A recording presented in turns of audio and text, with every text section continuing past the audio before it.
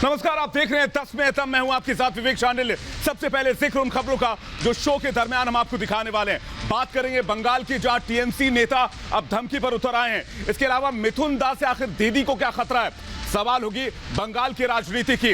इसके अलावा हम बातचीत करेंगे कि आखिर राकेश्वर की रिहाई यानी कि जो कोबरा कमांडो उसकी रिहाई नक्सलियों ने कर दी है, लेकिन नक्सलियों पर आखिरी प्रहार कब होगा।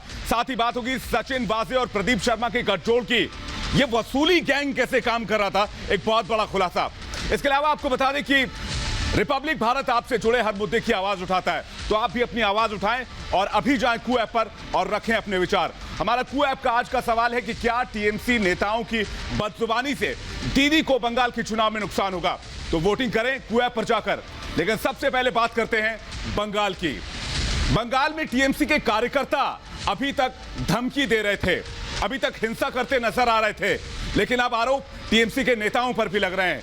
टीएमसी के नेता क्या धमकी पर उतर आए हैं, और क्या ये इसलिए है क्योंकि उनकी सियासी जमीन बंगाल से खिसक रही है।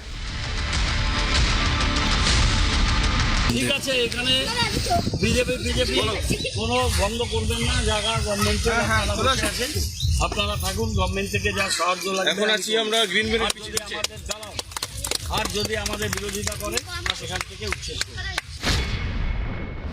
ये हो सकता है कि इस विवादित बयान को सुनने के बाद ये जनाब आपको सड़क छाप गुंडे की तरह लगने लगे, लेकिन ऐसा नहीं है, क्योंकि ये कोई मामूली शख्स नहीं है, बल्कि ममता सरकार में पिछले 5 सालों तक पर्यटन मंत्री का पद संभाल चुके हैं। उससे पहले यानी 2011 में इन पर पहली बार बनी ममता सरकार में बंगाल के विकास का भी जिम्मा था। हालांकि इस तरह की बड़ी जिम्मेदारियां भी गौतम देव को भाषा की मर्यादा बनाए रखने के लिए मजबूर नहीं कर सकी। डाबग्राम फूलबाड़ी विधानसभा क्षेत्र से लगातार 2 बार के विधायक गौतम देव अपने ही मतदाताओं को धमकाने पर उतारू हो गए हैं। उस पर तुर्रा ये कि उन्होंने ये दावा किया कि वो जो बोलते हैं वो पूरा करके दिखाते हैं। मतलब उनका इशारा है कि अगर किसी ने उनका विरोध किया या फिर बीजेपी के प्रत्याशी को वोट डालने की गुस्ताखी की तो उसकी खैर नहीं है।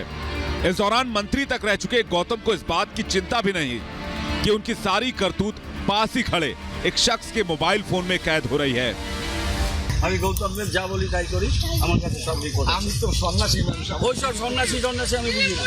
আমি নিজেও সন্ন্যাসী দেখাবেন না, বিজেপি করবেন না, ও মোদি রাজ্যে হবে, বাংলায় হবে। अपने ही मतदाताओं को धमकाने वाले गौतम देव पिछले 2 बार से डाबग्राम फूलबाड़ी विधानसभा सीट पर कब्जा किए बैठे हैं, जो उनको दोनों बार वाम मोर्चा के उम्मीदवार दिलीप सिंह को चुनावी रण में पटक कर हासिल हुई थी। लेकिन इस बार गौतम देव का राजनीतिक हौसला थोड़ा डगमगाया हुआ लग रहा है। दरअसल वो इस बात से चिंतित हो गए हैं कि बीजेपी राज्य में सबसे बड़ी पार्टी बनने पर जोर लगाई हुई है, जिसकी वजह से पिछले 10 सालों से लगातार चल रही उनकी विधायकी पर खतरा मंडराने लगा है। इस बार गौतम देव को लेफ्ट कांग्रेस गठबंधन वाले संयुक्त मोर्चा के दिलीप सिंह से ज्यादा बीजेपी की शिखा चैटर्जी की मौजूदगी अखर रही है। शायद यही वजह है कि अपने क्षेत्र की जनता को धमकी भरे लफ्ज के साथ वो लाल लाल आंखें भी तरेर रहे हैं। अभी तक राजनीतिक हिंसा का खतरा तो विरोधी दलों के नेताओं और कार्यकर्ताओं तक सीमित था, पहली बार आम मतदाता भी उसके लपेटे में आता दिख रहा है। यही वजह कि लखनऊ से विधानसभा का रुख करते वक्त मुख्यमंत्री योगी आदित्यनाथ ने भी टीएमसी के इस रुख पर हमला किया। योगी ने टीएमसी प्रत्याशी गौतम देव जैसे नेताओं के इस अंदाज की जमकर आलोचना की। बिना वक्त गवाए उन्होंने टीएमसी की राजनीति को गैर राजनीतिक करार दिया। बंगाल को टीएमसी ने और उससे पहले कम्युनिस्टों ने हिंसा, अराजकता और भ्रष्टाचार का पर्याय बना दिया है। सियासी बयानबाजी अपनी जगह है, लेकिन एक सवाल तो अब उठने ही लगा है कि क्या टीएमसी के नेता और कार्यकर्ता पूरी तरह बौखला गए हैं? क्या टीएमसी के पास राजनीतिक हिंसा और खुलेआम धमकी देने के अलावा कोई राजनीतिक हथियार नहीं बचा है? दरअसल बंगाल बीजेपी के नेताओं ने भी एक तस्वीर जारी की, जिसमें कुछ लोग हथियार लहराते दिख रहे हैं। बीजेपी ने दावा किया कि तस्वीर में दिखने वाले लोग टीएमसी के कार्यकर्ता हैं, जो मतदाताओं में डर पैदा कर रहे हैं। राजनीतिक दावे अपनी जगह हैं, लेकिन फुरफुरा शरीफ के इमाम पीरजादा अब्बास सिद्दीकी की पार्टी आईएसएफ यानी इंडियन सेक्युलर फ्रंट के एक कार्यकर्ता से जुड़ी फुटेज सामने आई है, जिसमें साफ देखा जा सकता है कि जमीन पर पड़े होने के दौरान कुछ लोग उस पर लात बरसा रहे हैं और गाली गलौज भी कर रहे हैं।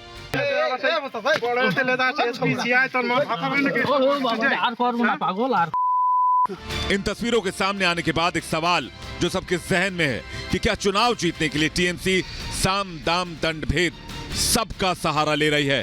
Bureau report, Republic Bharat. Bengal के चुनाव में दीदी के बयानों से ऐसा लग रहा है कि उनका सियासी आधार खिसक रहा है। अब मिथुन दा की एंट्री पर भी दीदी घबराने लग गई हैं, इसलिए आज रोड शो की इजाजत नहीं दी गई। यानी क्या ममता बनर्जी और टीएमसी की सियासी जमीन बंगाल से खिसक रही है?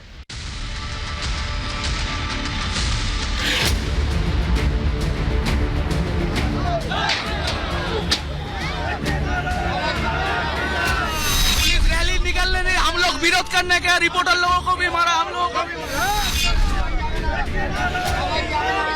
हंगामे की ये तस्वीरें कोलकाता की हैं। जाने माने फिल्म अभिनेता और बीजेपी के नेता मिथुन चक्रवर्ती दक्षिणी कोलकाता के बेहाला इलाके में रोड शो करना चाहते थे, लेकिन ममता दीदी के प्रशासन ने मिथुन दा के रोड शो को इजाजत देने से इनकार कर दिया। और टीएमसी आपको रैली नहीं करने दे रही है, क्या कहना है? हमको ये जानना है आप क्यों नहीं करने दे रहे हैं। हम क्या किया है, हमको रैली तो करने दीजिए।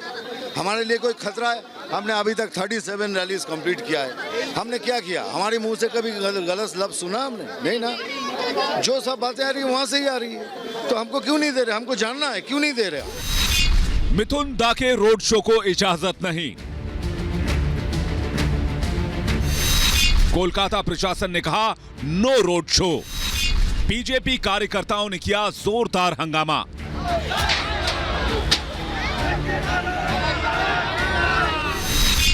थाने के सामने बीजेपी कार्यकर्ताओं का प्रदर्शन।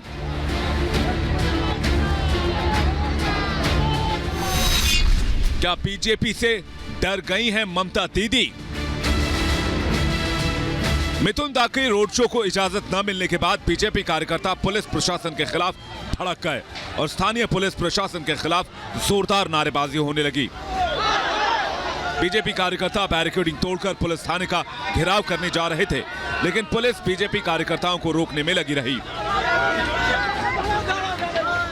बीजेपी के कार्यकर्ता हैं जो कि अपनी नाराजगी, अपने गुस्से में पुलिस स्टेशन के बाहर ही धरने पर बैठ गए हैं। हाय हाय के नारे यहाँ पर लगाए जा रहे हैं और मांग सिर्फ एक है कि आखिर मिथुन चक्रवर्ती के रोड शो को इजाजत क्यों नहीं दी जा रही है। इनका कहना है कि हम पिछले 3 से 4 घंटे से सिर्फ इधर से उधर घूम रहे हैं, लेकिन हमें अब तक इजाजत नहीं मिली है, बल्कि हमारे साथ हाथापाई हुई है, धक्का मुक्की की गई है, महिलाओं के साथ भी अभद्रता की गई है।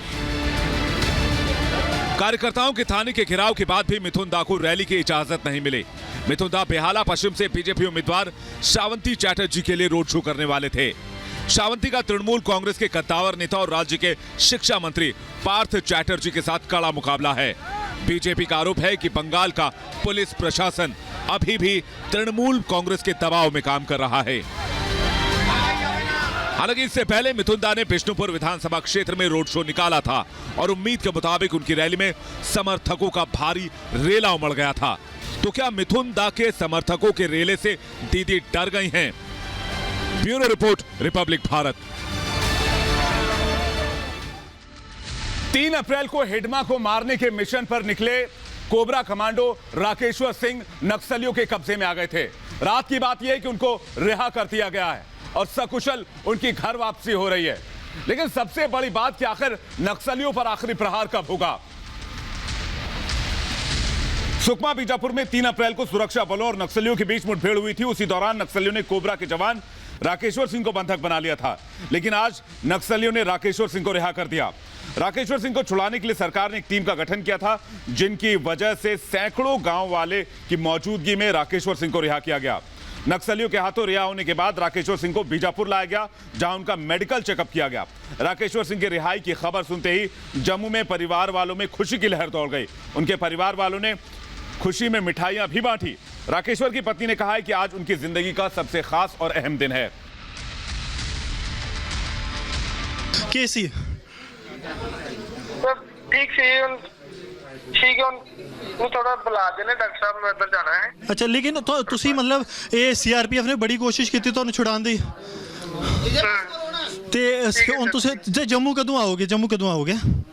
दिखने के ਪ੍ਰੋਸੈਸ਼ਨ ਦਾ ਅੱਗੇ ਤੇ ਤੁਸੀਂ ਮਤਲਬ ਤੁਸੀਂ ਖੁਸ਼ ਹੋ ਜੀ ਸੀਆਰਪੀਐਫ ਨੇ ਤੁਹਾਨੂੰ ਬਚਾਇਆ ਲਗਾਤਾਰ ਕੋਸ਼ਿਸ਼ ਸੀ ਪਰਿਵਾਰ ਵੀ ਬੜੀ ਟੈਨਸ਼ਨ ਨਹੀਂ ਸੀ ਬਿਲਕੁਲ ਬਿਲकुल बड़े खुश हैं ठीक है जी बहुत बहुत शुक्रिया रिपब्लिक ने गल करने से बहुत बहुत शुक्रिया राकेश्वर सिंह की रिहाई के बाद उनके घर में खुशी का माहौल है। हमारे संवाददाता गुरसिमरन राकेश्वर के घर पहुंचे, उनकी पत्नी से बातचीत की, वहां मिठाइयां बांटी जा रही हैं और परिवार के लोग राकेश्वर के घर आने की खुशी में झूमे जा रहे हैं। बहुत खुशी महसूस हो रही है। आई एम सो हैप्पी और दिल को सुकून मिल गया। ये जो 4, 5, 6 दिन थे वो कितने चुनौतीपूर्ण रहे और कहीं ना कहीं उम्मीद जो है वो डगमगाई थी।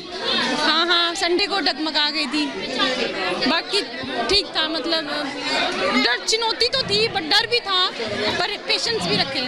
सरकार पे और सीआरपीएफ पे आपने शुरू से भरोसा रखा क्योंकि आपके पति उसमें थे, तो आपको लगता है कि ये सरकार और सीआरपीएफ की ही जो टफ स्टेप्स थे उनकी वजह से इस सकुशल वापसी जो है वो पॉसिबल हो पाई है? जी, उनकी वजह से ही हो पाई है।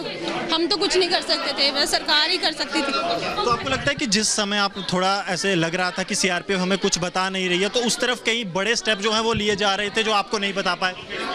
हाँ हाँ, वो मतलब वो अपने कुछ सीक्रेट्स होते हैं उनके अपने, वो नहीं बता सकते हमें, तो क्या करना फिर। मतलब गुस्सा तो था कि कोई स्टेटमेंट नहीं आ रही, कोई फोन कॉल नहीं आ रहा, बट फिर भी पेशेंस रखे। और अब खुश हैं? अब बहुत खुश हूँ। मुंबई के वसूली कांड में सचिन वाजे के आपने कई कारनामे सुने, लेकिन अब प्रदीप शर्मा के कारनामे भी सुनिए। एनकाउंटर स्पेशलिस्ट रहे प्रदीप शर्मा के ऊपर आरोप है कि एंटीलिया के बाहर जो गाड़ी खड़ी थी उसमें जो जिलेटिन मिला था उसको लाने वाला कोई और नहीं बल्कि प्रदीप शर्मा था। हालांकि इस मामले की जांच अभी चल रही है।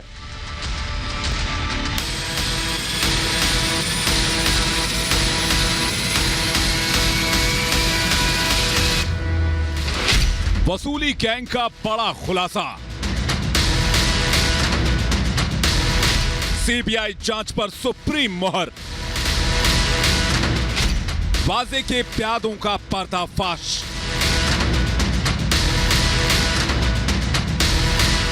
वसूली कांड में रिपब्लिक भारत का सबसे बड़ा खुलासा।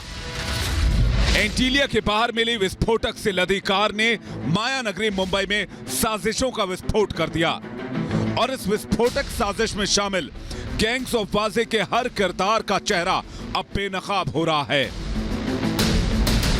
एनआई की पूछताछ में सचिन वाजे ने बड़ा सुराग दिया है। सचिन वाजे ने एनआई की पूछताछ में 3 बड़े खुलासे किए। खुलासा नंबर 1, जिलेटिन की छड़ें एनकाउंटर स्पेशलिस्ट प्रदीप शर्मा ने दी थी। खुलासा नंबर 2, मनसुख को फोन करते वक्त प्रदीप शर्मा वाजे के साथ मौजूद था। खुलासा नंबर 3, वाजे ने साजिश के लिए गुजरात से सिम कार्ड मंगवाए और इन सिम का इस्तेमाल प्रदीप भी करता था।